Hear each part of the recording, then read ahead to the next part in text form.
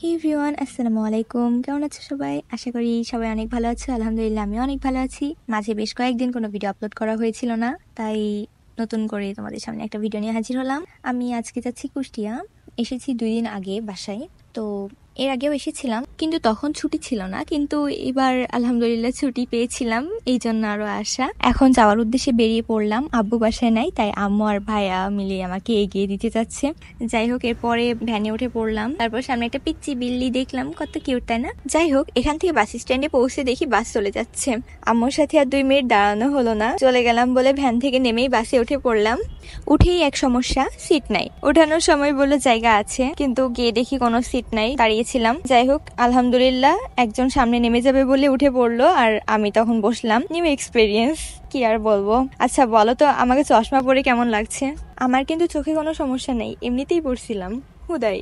কি বলি বলো তো, আসলে আমার বাস জার্নি একদমই ভালো লাগে না। অন্যদিন তো ফ্রেন্ডের সাথে কিংবা আব্বুর সাথে যাওয়া হয়, কিন্তু আব্বু আজকে ছিল না, যে কারণে আমাকে একাই যেতে হচ্ছে। ভালোই লাগছে, নিউ এক্সপিরিয়েন্স বলে কথা। এই বাসে ওঠা নিয়ে আরেকটা ভয় আছে, যদি ঘুমিয়ে যায় তাহলে, যদি কেউ ডেকে না দেয় তখন আমার কি হবে। যাই হোক, একাতে এই ভয়টা একটু বেশি, তবে কিছুই হয়নি আলহামদুলিল্লাহ। ভালোভাবে কুষ্টিয়াতে পৌঁছে গেছি। মজমপুরে এসে নামলাম, নেমেই অটো পেয়ে গেলাম। আসলাম র্যাব গলি দিয়ে, সামনেই পপুলার সনো। এই রাস্তায় সবসময় জ্যাম লেগে থাকে, এখনো তাই। প্রায় অনেকক্ষণ বসে থাকার পর জ্যাম ছাড়লো। আমার সামনের সিটে 2 জন ছিল, ওনারা পপুলারের সামনে নেমে পড়লো। এরপর অটো এত জোরে যাচ্ছিল, মনে হচ্ছিল উঠতেছে। আচ্ছা যাই হোক, এরপর আমাকে একদম মোড়ে নামিয়ে দিল।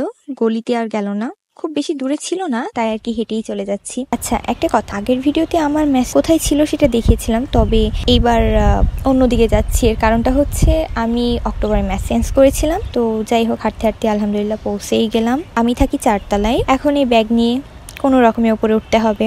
ঘরে ঢুকেই কেন জানি সব নতুন নতুন লাগতেছে। 2 দিন পর আসলাম। রুমমেট এখনো আসেনি, হয়তো 2-1 দিনের মধ্যে চলে আসবে ইনশাল্লাহ। তো এই যে একা একা বাস জার্নি করে কুষ্টিয়াতে চলে আসলাম, এরপরে যাওয়া আসা নিয়ে সেরকম কোনো প্রবলেম হবে না আশা করি। শিখেই গেলাম আলহামদুলিল্লাহ। যাই হোক, থ্যাংক ইউ সো মাচ পুরো ভিডিওটা দেখার জন্য। আর যারা আমার চ্যানেল এখনো সাবস্ক্রাইব করনি, তারা একটু কষ্ট করে সাবস্ক্রাইব করে দিও। আল্লাহ হাফিজ।